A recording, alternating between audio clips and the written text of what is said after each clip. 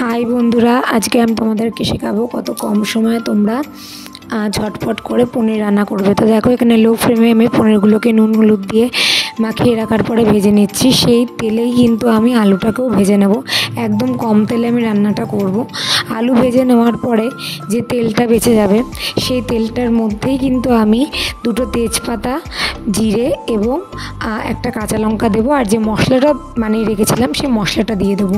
মশলাটার মধ্যে আমি হলুদ গুঁড়ো, নুন, তারপরে জিরে গুঁড়ো, ধনে গুঁড়ো আর একটুখানি আলুর দম মশলা, একটু টেস্টের জন্য, যেটা আমি প্রেফার করি। তোমরা ইচ্ছে হলে দেবে, না ইচ্ছে হলে দেবে না।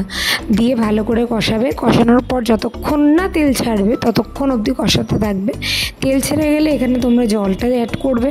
জল অ্যাড করার পরে তোমরা একে একে আলুটা সবার আগে দেবে, কারণ পনির তো একটু নরম হয়, ভেঙে যাওয়ার চান্স থাকতে পারে। আলু সিদ্ধ হয়ে আসলে তারপরে তোমরা দিয়ে দেবে এখানে পনির।